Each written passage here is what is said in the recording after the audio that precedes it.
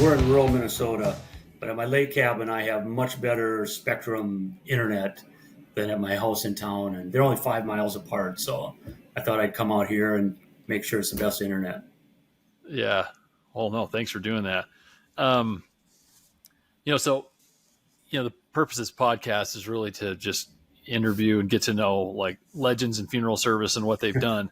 And I appreciate you sending me a little bit of background because I was already interested in interviewing you just from what I already knew, but seeing your resume, I'm like blown away by this. And normally I don't do any sort of intro for a person, but I think just like to start here, I want to just like sort of briefly just hit some bullets from your life. And then if you will get into your story, but you've been a funeral home owner, you're a founder of a sports business, the founder of a professional basketball league, and the founder of a professional basketball team, as well as pre-need insurance agent, the founder and owner of Funeral Director Daily, which is where I kind of, was introduced to you as just getting news from you on a daily basis, as well as a board member for healthcare companies, banks, universities, and a bunch of civic and smaller community boards.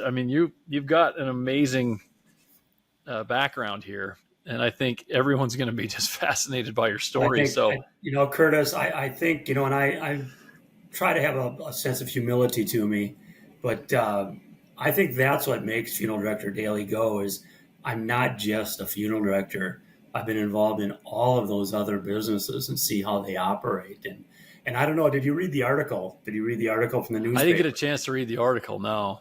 Okay, no. So that's where it kind of all comes from is, I had open heart surgery as a small child, and I couldn't play a lot of sports, but I learned about stuff, and but I don't ever really bring that up to people outside my community, but it is what it is. Yeah. And so you grew up in like rural Minnesota then? Correct. If you know by the way, I will tell you, Anderson Funeral Home, I no longer own it, but our guys, when I told them I was going to do this, they say, we use 2 kilos for everything. Oh, sweet. And, yeah. And they started, and I guess it was even when I was there, but I relegate a lot of stuff and started using it when we did video memorials, the pictures and that. But my guys say we use 2 kilos for everything. So I always love to hear that. We're a Verton company. Oh, okay. Okay. I didn't know that. Cool. Yeah. All right. We'll start from the beginning. Like, tell us about your upbringing. Well, I grew up, Curtis, in Alexandria, Minnesota, which is a town. If you look at the map, we're about halfway between Minneapolis, Minnesota, and Fargo, North Dakota. We're kind of where the prairies meets the lakes and the pine trees, and beautiful area, beautiful tourist area. I grew up in a town of about 6,000 people that now 50, 60 years later is about 40,000. So I always tell people the success I had in the funeral home had nothing to do with me. It had with my community growing. And I also like to tell people that's why it's always good when you promote your community, because if your community grows, you're going to grow. I was a typical kid. I had some health issues as a youngster, but they got taken care of. My dad died when I was a teenager. He was the third generation in a small funeral home. I had no real desire to be a mortician. But when I was 19, my mother still had the funeral home, and my dad's a state attorney told her to bring me to a meeting one day. And I went there, and his comment was, he said, "Tom, have you ever thought about being a funeral director?" And I said, "No, not at all." I was a freshman in college at that time with a business major. And he said, "Well, here's the deal. My mom was 49 years old. And he said, your mom has to do one of two things. She's either going to sell the funeral home and live off the income it provides, or she would offer it to you on a pay-as-you-go deal, and she has confidence you could probably run it." And it was a God point in my life. It's one of those times in my life where my hand went up and I said, I'll do it. And it was all out of family commitment and nothing else. So I went to college, came back weekends, ran the funeral home, My dad had a couple of great employees that stayed on and trained me. Um, Ran the funeral home in those years, Curtis, simply with no plan, but to do as good as I could so my mother's standard of living would not change. And, I always played, I like sports and coached Little League. I ran the funeral home like we were in the ninth inning and we were down by 4 runs, and did that every day. When I look back, I think I probably wasn't a great funeral director and a great businessman, but I think the people in my community looked at me and said, "Well, the kid's really trying. He's there every day we go. He opens up the place. He's mowing the lawn." And I think it just turned into a small funeral home that got big. And that's kind of the story. I had no other secrets. That's awesome. Was it a single location all the way up to It the was a end single when you sold location it? with 2 funeral homes in town. I mean, we had one competitor. We did, roughly 50% of the business. And by the time I exited the business, we did about 3 times the volume and we're the only funeral home in town. Oh, wow.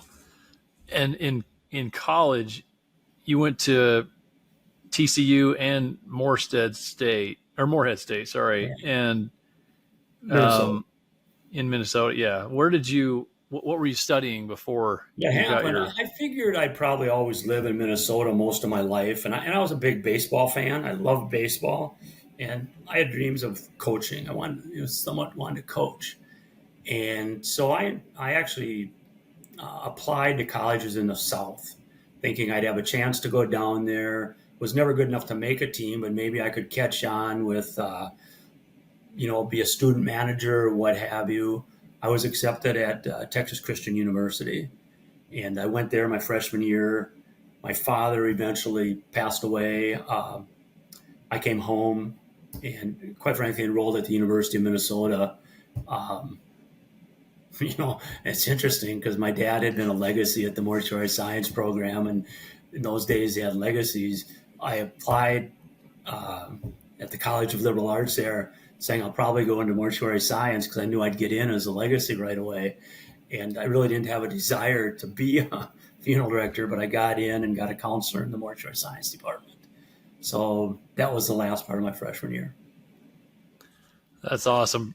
And so then you've got the funeral home running, and how long before you started like as an entrepreneur into sports Well, I'll opportunities? tell you the first thing about me that I think why I was a successful funeral director. I told you I worked hard, but I think most people that go into funeral service do it out of a pastoral attitude. They want to care for people. I'm not, and I became that person that I really wanted to care for people. But, I didn't really want to go into the mortuary business until my dad died. And I think I was placed in a pastoral setting with an entrepreneurship mindset. And I think that really, really helped me in the funeral business, whether it's starting aftercare or sending out letters for pre-need when no one ever done that in our community before. So what happened, the funeral home, I started there when I was 19, full-time when I was 22. I went to the university, came back in the summers and worked. Graduated in 1980. By about the late 80s, I kind of had an idea um, about doing some baseball or basketball tournaments. And it all came about because I coached 12-year-old baseball. And I told you I live in this resort community. People from Minneapolis and Fargo would contact me and say, "Hey, can we come up and play your team on a weekend?" And I realized they weren't coming for our stadium. They weren't coming for our team. They were coming to have a retreat. And I saw the Maui Invitational and all that stuff for the Division I schools. Had a friend who coached college basketball at the Division III level. And went and saw him. And I said, "Do they ever do that kind of stuff for you?" And he says, "No, but if they would, we'd do it in a heartbeat. Division I is all television." So I went home and I told my wife, we're going to Hawaii on vacation. And we had no kids at the time. And we went to Hawaii. I said, you can lay on the beach. I'm going to go talk to schools and hotels and bus companies and try to set up a tour for teams. And that's exactly what happened. I was able to rent a gym. I was able to work with a hotel that said, yeah, we'd love having visitors in. And then I advertised, enter this basketball tournament to Division III colleges and say, we will take care of your airfare, your hotel lodging, your game expenses, and you just pay a per person price. And so we started in 1992 with our first basketball team or tournament in Honolulu, Hawaii. We operated them for 20 years in Honolulu, Florida, and California.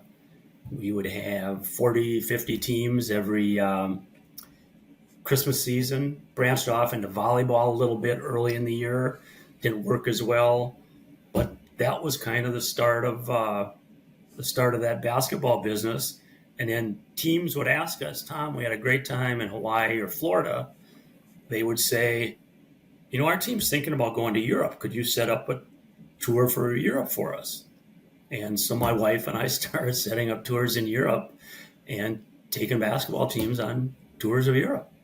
And that led into the International Basketball Association. When we played in Honolulu, we played in a high school gym, 2,000 seats, Division II, Division III basketball, where if you are, and I don't know if you ever played those sports, but if you're sitting close to the action, they are great athletes. They're just not Division I. So I kind of came up with this idea, if we could get small, intimate venues, we could probably start a league of professional basketball, low-paid individuals in the winter months. And that's exactly how the IBA started. And I went and found team owners. We ended up having 12 or 15 teams and lasted about 5 or 6 years. And it was a great experience. That's incredible. And who was, you had managers, I'm guessing, in place at the funeral home during all this time. And like the basketball tournaments, all that was done back in that day. We really didn't have internet by fax and phone messages. That's how basketball coaches lived, because they're out in the gym and doing stuff. And so every night I'd go home and check my fax machine and messages and return calls to basketball coach. I did all the work on that after hours until I hired a guy. I had one employee then later. But I did that. And then when I had the professional basketball team, when we got that league started, I was just a partner, and we hired, staffing. And I still have some great friends in basketball who started at my basketball tournaments and started in the IBA. So it's kind of interesting. No, it's so fascinating. So, and then, so how did all those sort of like come to an end? You sold the Amerisports International, it says. The tournament business, I ended up having an athletic director who was going to retire and said, Tom, are you ever going to get out of that business? And I said, I probably should. I loved it, but it got to be too big. And so I sold it to him. It still runs it to this day. He's a former athletic director out in Pennsylvania, and he runs it. And the IBA, the basketball league, we eventually had, we were operating before the G League.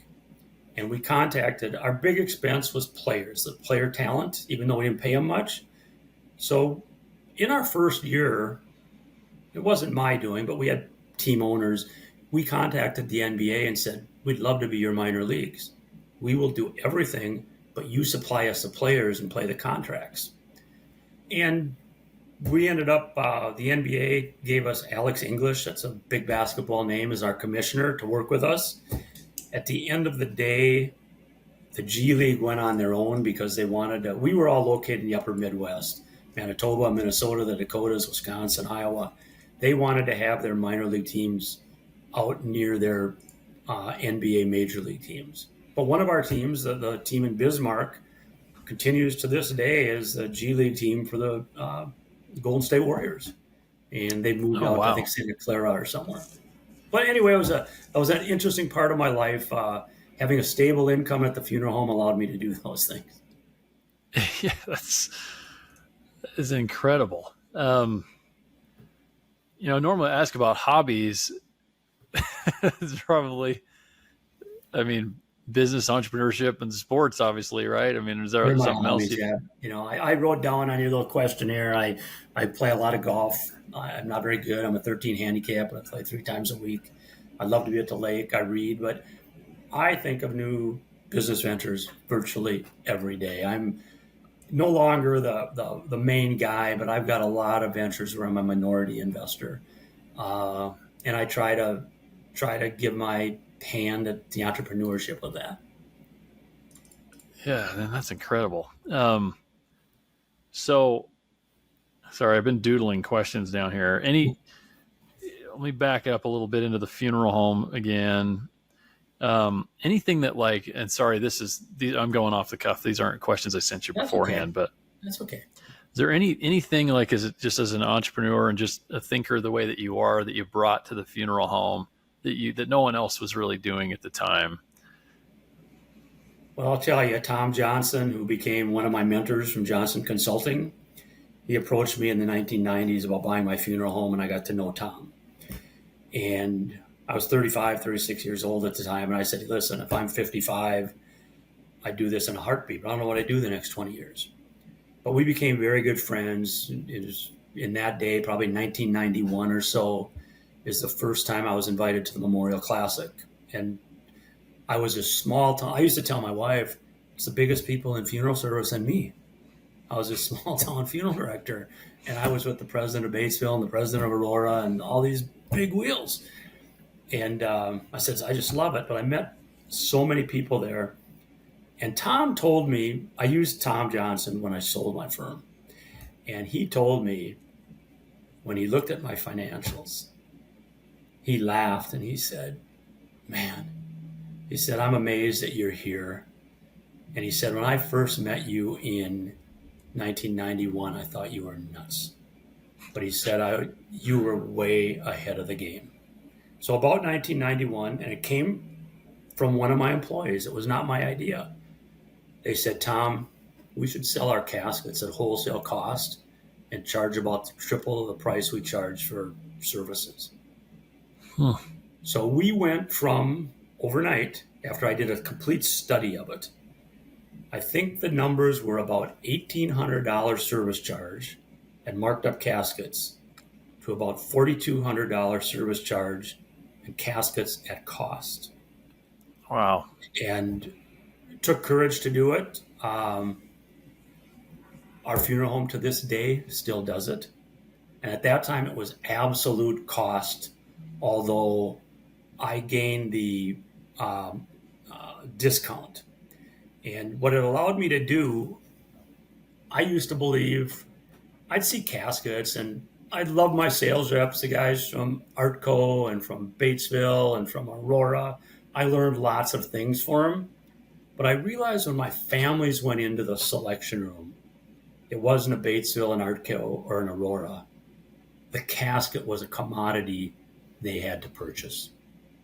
They didn't care which it was. So in those days, I was getting 2% prompt payment discount.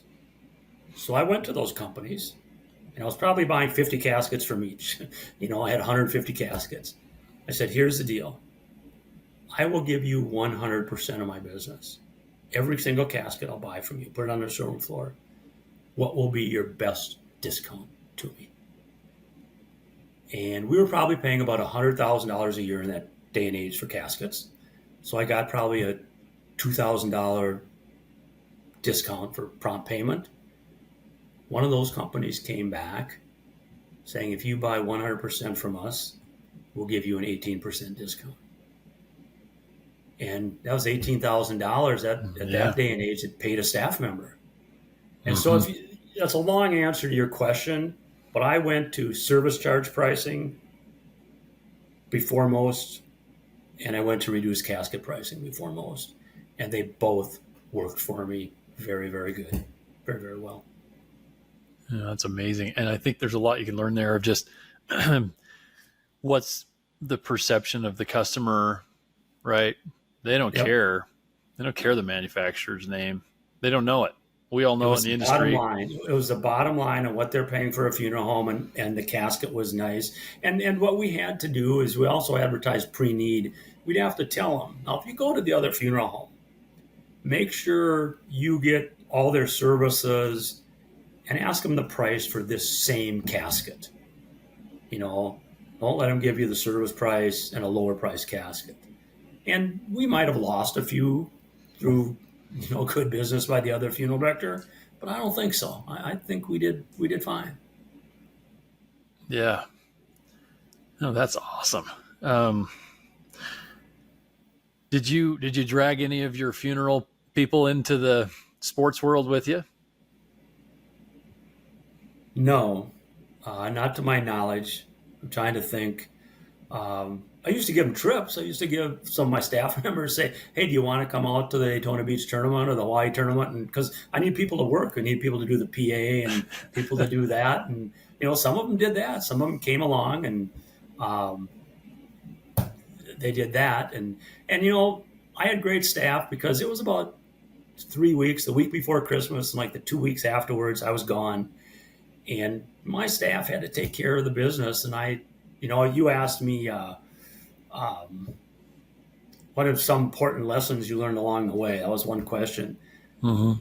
The sooner I learned to delegate responsibilities, I was a better boss. And I remember exactly when it was. My office was off the corner from the other funeral directors, and I heard about which hearse they're going to use for the funeral that day. We had two hearses, and they said, "Well, should we use this one or this one?" And I got out of my chair and I went out there and I said, "Guys, the new hearse is clean. Why don't you just use the clean one?" And they both kind of looked at me like, "You didn't have to walk out here and tell us that." And I thought, my God, these are professional people. I can keep my mind out of, they'll figure that out. And from that day forward, I gave them so much more responsibility, and it worked out better for me and it worked out better for them. They loved having responsibility. Yeah, that's a valuable lesson for sure. Delegation, right? I mean, you can just multiply what you're capable of. Yeah, and along with that comes in all the things I've been involved in was believe in people. Believe in people. The vast majority of people want to do the right thing and do it right. You get beat up once in a while for the guy that takes advantage of you, but believe in people, and honesty is best. Yeah. And what year did you exit the funeral home? 2013. I've been 2013. Yeah, and I always said I started really early. My buddies were out doing a lot of stuff, and I can remember going out to movies and that with my friends with a pager before cell phones, and I'd get paged and had to go on death calls. And I always told my wife, if we can find a way, I'd like to retire early and have it. So I've been blessed. I've been retired 11 years now, and life is really good. I've got my health. Um, Luckily, I have two boys, and by the time I was 55, we knew they had different career paths. They both helped at the funeral home, and neither of them wanted that business. Um, so, I was a fourth generation funeral director. Selling it was tough, but I'd go to the cemetery and talk to my great grandpa and my dad and my grandpa and say, and I think they're fine with the decision. I'm at peace with it. Yeah. And or your boys, was it just seeing I mean, how difficult the job is that No, led to I them think not they being interested, both you think? had careers. My home in my community is just off the airport. I had one who used to stand outside and watch the airplanes. Well, he's now a pilot. He's a professional pilot. And I had one who wanted to be in the financial business, and he's a agent representative with Northwestern Mutual and loves it. And part of his deal was I know he doesn't never want to work weekends. That was part of it. Yeah. Are they local, or They did they are, move and away? you know, they both wanted to stay in our community, and that was a big thing. They went away for college and came back, and my son, the pilot, until he could get based out of Fargo or Minneapolis, he wasn't going to take an airline job, but that eventually happened, and He's based there, so he can be a pilot from our little home community and drive to work. Yeah. Is Fargo where University of North Dakota is at? North Dakota State University. North Dakota State's up there. Yeah. And UND, Grand Forks. Grand Forks, and my oldest son, they have a huge aviation department. I don't know if you know that at Grand Forks, and that's where he went to school. Okay. Now I've actually been up there once. So I think it's my only time I've ever been to North Dakota. Went to a game. Weber State's our local school here. Yep. They were in the same conference there for a while with UND. Weber State. They were in the Big Sky at one time. Are they still? They're still Big Sky. Yeah. I knew. The funny thing about my basketball deal is I'll watch the big dance on television now. And there's several of those coaches were coaches at my tournament when they were younger, and I stay in contact with them. We had and coaches who are now in the NBA and coaching. I stay in contact with them, and it's just really kind of fun. It's fun to watch them.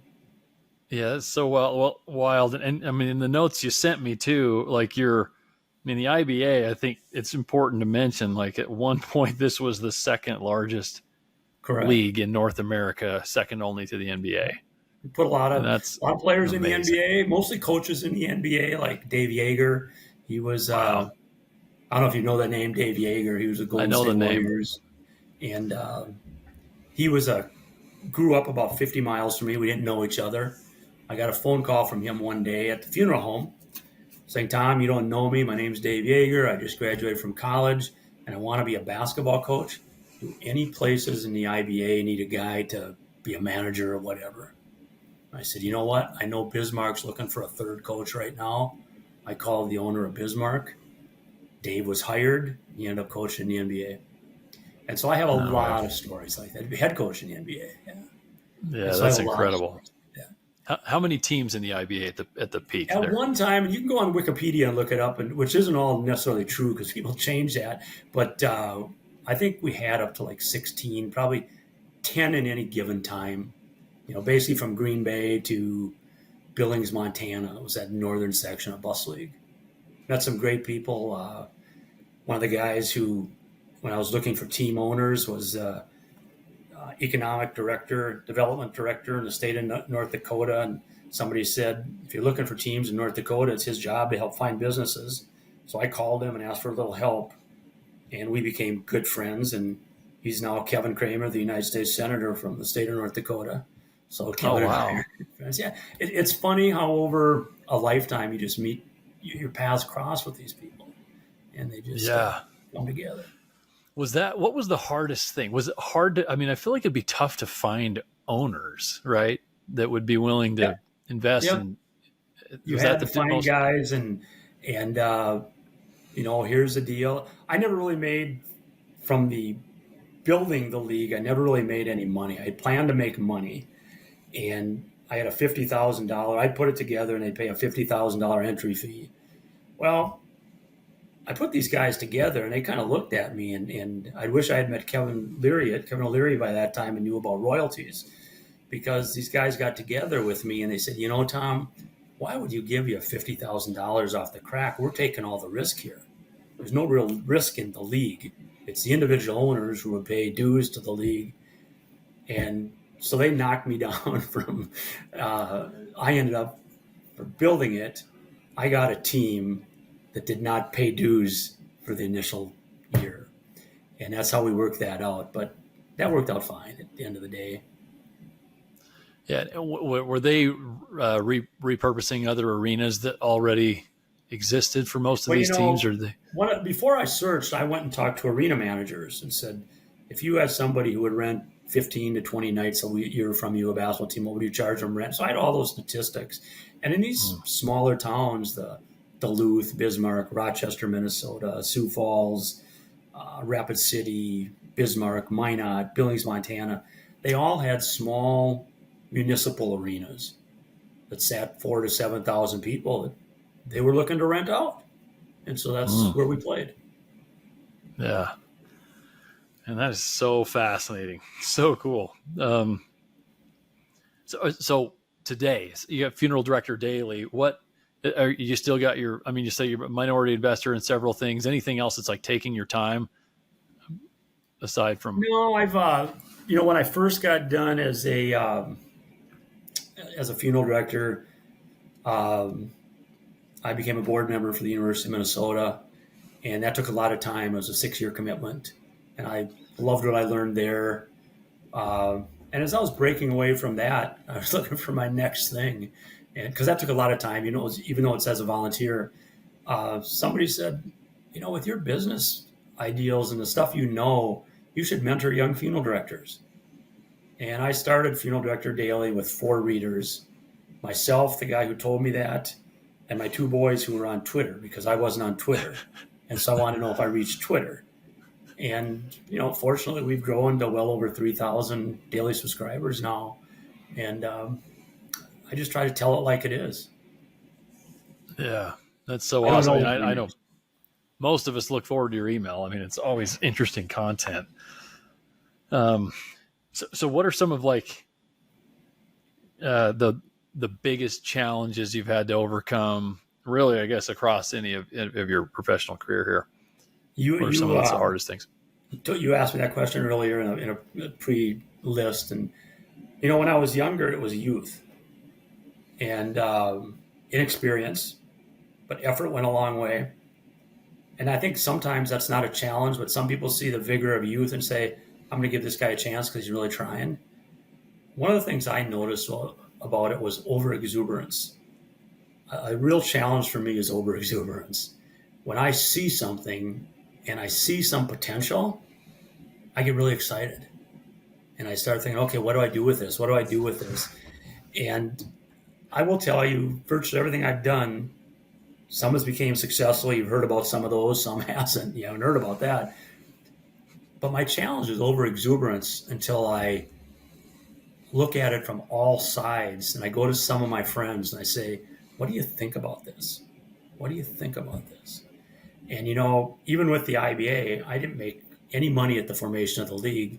I was so overexuberant thinking these guys are going to pay me for the stuff that I came up with that I never even thought. If I would have just said, hey, give me 2% royalties on the income you bring in for the first 5 or 7 years, they all would have said yes because there's no cash outlay. And I would have came out a lot better. But I was so overexuberant that I didn't think about that. I think that's something people have to. Another one I wrote down is my use of my time. People would come and say, hey, would you be on the church board? Will you be on the Little League board? Will you be on this board? I used to always say yes. And they brought me probably clients in the funeral business. I met people and things like that. But then you're just stressed for time. And I was very fortunate. I've got a wife of 36 years now who understands that I was CEO of the funeral home, but she was CEO of the home. And it made a really, really big difference on communicating. Mm-hmm. Oh, that's cool. Were there ever moments where, having said yes to a lot of these boards and stuff and having all the businesses running, were there ever moments where that had a negative impact on the funeral home? I can remember, I'm a small community, hands-on guy. I can remember being, at the basketball tournaments in Hawaii or wherever, and a friend of mine's mother or father died. And luckily, my staff would notify me of that. And I just had to take 10 minutes and pick up the phone and call them and say, Bill, I'm sorry, but I'm out of town. I usually didn't tell them where I was, but I'm out of town and I can't be there. But I loved your dad. I just really apologize for that. And I think most people in life realize that I wasn't, even though I was at the funeral home 365, 24/7, I wasn't there 365, 24/7 also. But I think taking the time and making that I always did that. I would make that phone call and say, and I'd say and this is true. I'd say, Craig or Tim or Alan or Robert or Aaron or any of the people at the funeral home, they'll take a better job. They'll take better care of you than I could. I'm just too busy, and I know they'll do a great job. And they say, oh yeah, they're Mhm. great to work with. But I think you have to, if you're the CEO of a company and a client uses you, and you're grateful for any client that uses you, you need to share that with that client somehow. And I think that's another good lesson I always did. That's great advice. Yeah, I mean, all of us need to be grateful for every customer, right? If someone's Yep, willing to get exactly. rid of their hard-earned money and give it to us. I mean, that's always Yep. I think, just been such an interesting thing. And you hit on people. There are, as companies, they're our most valuable asset, and having good people is important. It sounded like you had a great team. Most of the folks in the community know, like, that you had like a basketball league? No, a lot of my friends did, and when I got the team awarded to me, I didn't want to have. I'm always another thing about business. I'm always much more worried about the downside than the upside. So I Mm-hmm. want to cover my bases and know, hey, if the worst thing happens here, I'm okay. I never wanted to own a sports team 100% because you could have in those days we had $300,000 to $500,000 budgets. What if nobody bought a ticket? And so, I dragged a few of my friends in as investors and stuff like that. And at the end of the day, we all got out, and this was good. The sports business, unless you're in the NFL or NBA, it's Yeah. probably a tough business. But I'm always proud that my investors got more out when we got done than they put in. So, but those guys knew, but it's not something that, I can live. I've also learned this. I can live without a lot of publicity in my life. I don't need to tell people I do this or I do that. And I think that's another good lesson for funeral directors. Yeah. Have your hobbies, and, you know, not everybody likes to see that you're doing really, really well. Some do, but some don't. Yeah. How far from the funeral home was your team? 500 miles. Oh, Yeah. wow. We Okay. owned a Yeah. team. I was with a group that owned it in Minot, North Dakota. And so, which was one of the discouragements for me. I never got to really go see him. We'd fly out there for a weekend to see him play or something. So, or when they played in Yeah. Fargo, we'd go see him in Fargo. Yeah. Well, I think the fact that, I mean, there was a return for the investors on that. It's a big deal. I mean, Yeah. I remember I was at a conference, former owners of the Utah Jazz here were talking about, owning the team and how they'd had it for, decades. And they owned a bunch of car lots and movie theaters. And they said, the profitability of the Jazz compared to, like, our movie theaters and our car lots, like, it'd be like one of our worst performing car lots, one of our worst performing. So that's an NBA team, right? So that's a difficult world. So the fact that you guys had success, that's awesome. So with the death care landscape, I mean, how do you feel like that's changed during your time in it? And since you've retired, you've stayed connected. Is there anything about it that's, like, just surprised you, or is it kind of going as expected, or how has it changed? Well, I think, I jotted some things down. I think in business, in my lifetime, we went from funerals to cremations to multiple choices for people. For the consumer, they've went from following their church traditions to now having consumer choices. And you follow that one step further in their memorialization process. They have went from following the way to creating the way. Each person creates Mm-hmm. their own way. There's a lot of things they can do. I think cremation is still going to be popular. I wrote about this. One of the things I think is going to grow is what I call the cremation aftermarket. I think I've learned and talked to enough funeral directors who say most of their clientele does not like having ashes in a cardboard box or a plastic box sitting in the closet. They Yeah. may still choose cremation, but what they do with those remains, I think that is the next generation. We're already there, but it's the next generation. Will I put them in a better place forest? Or will I purchase parting stone or Eterneva diamonds? Or will I buy a little, monument for my yard? or will I take them to the cemetery and put them in a columbarium? I think we need to know, and you asked me the future of funeral service. I'm hoping that funeral service practitioners still are called on to help consumers make these decisions. Because some people in the business tell me that consumers are turning to them, the wholesalers, directly in the marketplace right now.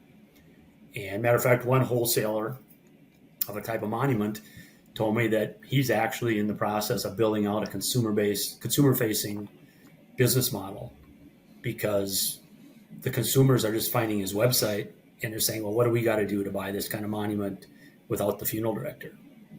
And I think when you do that, there's going to be so many choices in funeral service that the consumer doesn't know them, where a funeral director or a funeral practitioner will know them and can give them the options. So I hope, almost like the car dealership, if I saw an ad for XYZ car in the paper from an individual, I'd go buy it, but I'm getting to look at one car, buying the one thing. Whereas if I go to a dealership and say, what do you have that I might use for my uses? They've got an array of products. And I think funeral directors have to have that array of products to really figure it out. That's where I see it going. That's where I see it going. I think that's really wise. I think, for the longest time, it's like the only thing a funeral home could sell was pre-need, right? Unless at-need just comes to you, right? Yep. So it's like the only thing you could actively sell is pre-need. I think this idea you've got of cremation aftermarket changes that, especially if you've got, let's say, 45, 50% of your families for the last 10 years have been cremation, or the last 5 years have been cremation. You have this list of people that not only can you market to, but probably want you to market to them. Exactly. And bring value to them. This is something you could do today, right? Like you mentioned, three great ones: A Turn of a Parting Stone and Better Place for Us. Like, go to them with something and offer it to them. Like, I think there's this concern. People say funeral directors can't sell anything, or they'll say they're not good salespeople, or they're worried about being too salesy. But at the end of the day, how many times? I mean, I think a lot of people can relate with the idea of, like, if you get an email of a product that you're interested in, and you might just throw it in the trash, the email, even though you're interested in the product, because your expectation is that company is going to reach out to you again, that there's going to be this life cycle marketing, and they're going to continue to pester you with something that's of value to you because they know it's of value to you. And I think anybody that's done cremation in however many years your funeral home's been in business, they would love to hear from you with these types of offerings, right? Because you're not being salesy. You're bringing them value, because, again, they have a cardboard box in the closet and they don't want it there. If you can bring something to them. I take my things I learn about sales. I absorb things from everywhere. But one time, I like to be a nice guy, and I wasn't the toughest on asking for payment at the time people got their services. I got better, but in the 1990s, I knew my clients. They said, we'll be in a week and pay you. And eventually I told a guy that, I wish I'd get payment up front more often. And it actually led to two things. It led to pre-need I looked at pre-need and said, it's something my clients want, and I don't have to say, hey, make sure when grandpa dies, you come to our funeral home. We could advertise pre-need. It's something they wanted and be ahead of time. And then a guy told me, he said, well, if you're having problems with credit and people not paying on time, take credit cards. And I said, I hate to bring that up. He said, just put those little plastic deals in your arrangement office, put them on the table that say Visa, we accept Visa. And while they're making funeral arrangements, if they know they might have problems paying you, they're going to say, hey, before you even bring up the contract, they're going to say, hey, you take Visa. Can we put this on Visa? Boom, you got it done. I suggest, and I did a column on this, that wherever you make cremation arrangements, you get really good sales props in there. It could be just pictures, but it could be a box of parting stones, or it could be a picture of people standing by a tree in a Better Place forest, or somebody looking at a diamond ring that happens to be Eterniva. people will ask you, hey, what's the deal with that picture right there? And you can say, well, it symbolizes they cremated Grandpa like you're doing, and they had his ashes turned into a diamond. People go, oh my goodness, you can do that? I'll say, yeah, and you can turn them into stones, and you can put them in rocket ships to go to, circuit the moon. You just have to get that conversation going, and if you have the right props, I think you probably don't need more than one corner cut in there because they understand that's a corner cut from a casket. Let me show you online all the caskets we have. Use the other spaces, and my sorry debate's still in Aurora here, but use the other spaces to put other sales tools up there. I think that's a simple way to open the conversation. No, I agree with you 100%. I mean, and a lot of times that is the issue. The arrangement room might be loaded up with too many selections of the same thing, or 37 right? urns. Yeah. And and if you think about it, I mean, I think those of us that are in the profession and have been to trade shows over the years, we come across these products that are really interesting. And I remember seeing one where I was like, that's probably one of the first things I've ever seen that I would buy for my grandma because it really fit her personality, really colorful, all this. But I also knew I was probably never going to see that product again, and I haven't. And that was like 8 years ago. Yep. And it's because, funeral home came by and all of them came by the booth and said, our families won't want that. They decided, right? Instead of like putting these, even if it's just like, I mean, at the worst case right now, like some like awful looking catalog, you know what I mean? 3-ring binder with just like flyers of all the available options. Like families want to know. They want to know. Because if they're going to end up with something they didn't want. I'm going to take that. I'll probably write an article on it someday. I'll give you credit, though, that you have a list of people who were cremated. You know those who picked them up. Maybe drop a letter with some of the options to them. And a lot of those products give commissions to the funeral directors that sell them. It's another way to bring your average sale up. So many funeral directors, they say, okay, so you're going to cremate Dad. Why don't you stop in next Wednesday and we'll have the ashes ready? So you come in on Wednesday, they pick up this plastic container. They say, would you sign right here that you received Grandpa? And then you give them the container and they walk out the door and they don't know what they're going to do. Yeah. Yeah. I think people hear, funeral homes a lot of times, and hopefully it's not this way anymore, but it seems like it still can be sometimes. Like they hear the word cremation and they think the family's trying to save money. And it's like, that's not what that's about. That's the method of disposition they want, regardless of price. So give them, put the other offerings in front of them. We have a friend who husband passed away, and that was the same situation. Said cremation, and it was that, come by in a week, and she came by in a week and cried in the parking lot for 2 hours because they gave her a box, and she was never presented anything, right? And that's just a terrible disservice. Where who knows what she would have ended up with. But I'm sure at this point she would love an email even now or a letter. It's like, here's what you can do. Here's some options. Put those social media marketers that are working in the funeral homes now, these young folks, to work, just say, hey, make them earn their keep, because they can make some sales. There's commissions, to your point. There's a revenue opportunity there, and something that can be sold to a lot of families. And it's not about selling it. It's about providing value that they want. Correct. So I think I'm glad. I love that you brought that up. I think that's a great point that should be shared around the industry. So, okay. So what do you like? Maybe it's just you've mentioned a little bit about what you'd like to see. What other ideas do you have of like what the future of death care looks like? Maybe some of your worries. I think you mentioned one of them. Is maybe just like funeral homes sound like maybe being circumvented is a concern. I think you kind of mentioned there. And I think, that's a concern economically to funeral homes, but it's also a really concern of mine that the consumer won't have enough knowledge. I mean, I use the internet just like everybody else. If I'm going to go to the Target store and look for a new TV, I'll go online and see what I should be paying first. But then I usually go out there so I can see it or something.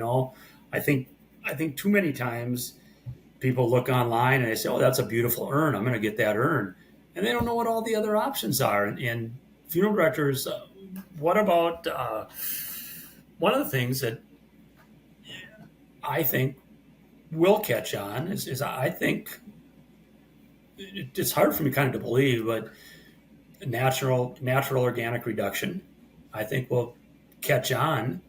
One of my friends in the business told me he took a booth at the state fair simply for his funeral home, simply to get ideas of what people wanted for death care. Hmm. And he was blown away, he tells me, that's the words he used, by the number that brought up human composting, that they see that Wow. themselves. And I've always thought alkaline hydrolysis is a greener solution, but it, at least in my way of thinking, it hasn't caught on like I thought it would yet. But you're What do you think is seeing, preventing that? Do you think it's the cost of the equipment or regulation, or why do you think that? Like, what's I don't preventing it? know. Got an article coming out in Funeral Record today, tomorrow, is about alkaline hydrolysis. I think funeral homes, the other thing in my community, if a consumer comes in to me and says, Tom, we're thinking about this water cremation, what is it? And I'll say, oh, you don't want that. They still trust me. And if I don't have it and I say that, and I think too many maybe say that, I think we need to have partnerships where we know when cremation first started, that's what we were saying. And when we did have a cremation, we brought them to a trade crematory, and now we all have our own. I think the day, once we put in our own alkaline hydrolysis, because I don't have a Tesla, or I don't have an electric car, but I'm all for anything I can do to help the environment. Maybe once they get it better, I might go to that deal. And I think it's a stepping stone. And I think that's, funeral service is going to be in that same boat. People are going to come in that have these concerns about the environment. And if we have some stepping stones, and to me, alkaline hydrolysis is a pretty simple one, between, all the way to green burial, and you're burying them in wicker baskets unembalmed, to natural organic reduction. Maybe a little greener is alkaline hydrolysis, but it hasn't really. I don't know the answer why it hasn't caught on. What's like the cost? Do you know the cost of the equipment or the cost to run it? Like, is it more expensive I for funeral don't home? know that exactly. I think it is probably slightly more expensive than putting in a retort crematory, and I don't know the cost to run it, but I think people have said the equipment, 300,000 to 400,000, where maybe 200 to 300 you could build a crematory area in your funeral home. Yeah, But I don't know that. yeah, that'd be interesting to know. I also wonder too if there's like a middle ground, because like I think the idea of like natural burial sounds really good, but the idea of like not embalming kind of freaks people out a little bit, right? No, If you're going to want to have viewings, or I don't know and what I your think thoughts if are. you truly talk about natural burial, and it is about the green and the environment, you don't want a backhoe out there with diesel fuel digging the grave. You say, well, if you Yeah, truly want that, you need to get somebody with shovels. And they go, really? yeah, Well, yeah, if you truly want that. But there are people, Amy Cunningham in New York, she's in New York City, and she's thriving with green burials. hmm. Yeah, that's really interesting. Um, what would you share with like future funeral directors, future funeral home owners, um, like just from your experience, like what could you like wisdom could you impart to them? You think to give them a little head start? I think fairness is important. I think honesty is important. I think if I don't know how I got here. I talk to my wife all the time. How did I get to be 66 years old? And I just graduated from high school yesterday. But, the funeral business was kind of that way. I went in it as this young guy, just worked as hard as I could, saw people in my community who made a lot more money than I did. But yet when I was time to retire, there I was. And I think it's the long haul in whatever you're in. I think, and I told you I've helped some entrepreneurs, I've helped stuff. There was one time I got really disappointed because I thought I had two entrepreneurs who I was investing in, And they basically said, well, we don't want to go on that long a journey. I said, well, it's not about getting rich quick. It's about taking your time. And you've built a company. The day you first had your idea, you're a long way from that day to day. But Mm-hmm. there were some tough decisions that had to be made, and sometimes you probably wanted to quit and throw in the towel. Um, and some mistakes made along the way. It's a what is it? It's a marathon. It's not a sprint. Yeah. No, that's great advice. Do you think the staffing issues at funeral homes are going to get any better? Do you see that changing? I mean, or is that going to be? Do you think just the norm going forward? Okay, again, I would preface it by saying it's a marathon, not a sprint. We go through certain periods.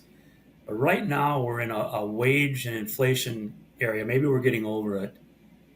It's really really difficult because, and it's not just in funeral service, but wages are going up or have been, and the amount that a consumer wants to spend on your product is going down, and that's a Yeah. really really tough situation. And it's not just us. There's other businesses that have that same problem, but in funeral business right now, that's a real challenge. Yeah, for sure. It's tough when the cost because their costs are going up too, right? So it's like wages are going up, costs for like the goods Yep. they're buying are going up, and then you've got a consumer that expects prices to stay flat or go down. Yep, and it's happening Um, in the fast food industry. It's happening in healthcare, and I know people in those businesses, and it's a challenge to them too. yeah, it And makes you it's wonder though if there's some entrepreneurial like innovative idea for funeral homes that can offset the price. Like I mean, televisions are always cited in these discussions, right? Where it's like it used to be, you buy a big 75-inch TV yeah, 10 years ago, it's 10 grand, and now they're almost free, right? I mean, they're just like yep, giving them away, but they've found ways to make money on them. You're paying, at cost basically of a big Samsung screen panel, and then yep, you're seeing advertisements on your TV in your house exactly. forever, right? So they're making money on that video, that screen forever, and it makes me wonder if there is So and it something is there. generally there becomes a disruptor in every industry when that happens. And I'm not. I wish I was smart enough to think what that disruption might be in death care because someone will probably do pretty well at it. Um, but that those will be the next Bill Gates and guys like that. Yeah. Yeah, that'd be an interesting thing to research. But um, okay, I mean, I've got another question here that tell us something about you that would surprise us. I feel like it's been surprise for me. It was surprising just to go through your history. But what else could that answer be? I don't know. I'm just pretty much an average guy. I mean, I am, but you know, I just I don't know. I love taking care of people. I love helping people. Whenever I get a chance, I'll do that. I accepted Christ early in my life, and I've never looked back. I try to accept Jesus Christ as my Savior and live in His image every day and take care of people. And you've drawn some things out that I'm not real comfortable with. That I try to live a life of humility and humbleness. And you asked me to share some of the things I've done, and I've said that, and I'm not always real comfortable doing that. No, we appreciate you sharing what you have, and um, I'm yeah grateful for the time you've spent here. I guess one last thing I would ask is uh, one. I mean, for those that aren't familiar with Funeral Director Daily, like how do they find you? How can they get involved? And then another question on the tail end of that is where's that headed? Like what's your plans with that business? Well, first of all, it's really easy to tell them how to find me. It's www.funeraldirectordaily.com. And they can sign up for a free Monday through Friday newsletter that I love putting together. Told my wife this morning we're going away for the weekend. We've got a wedding to go to. And I usually write on early Saturday morning. I said, I've got to get a couple days ahead because I don't want to be writing during the Viking game on Sunday. So I've got through Tuesday done now. So I got ahead. Where is it headed? I don't know. It started with 4 readers, and we got 3,200 or whatever now. And, I did it as a free service, and ended up having one company that contacted me saying, we love what you're writing. Can we affiliate with you? And I've now got, I want to be fair to anybody who does sponsor me, because it does cost, money to send it out, money for security, money for that type of thing. I want to be fair to give them enough screen time and not have ads rotating and everything, that I'm at pretty much a filled up level. I've got a waiting list. I don't know.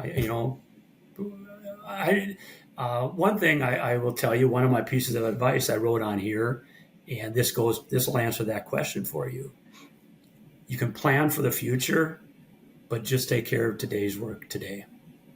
And I think that's an important thing to know, and that's what I do. And eventually, who knows? Either I just quit writing and go into oblivion, or somebody says, hey, I'd like to take that over. I don't know. No, that's great advice.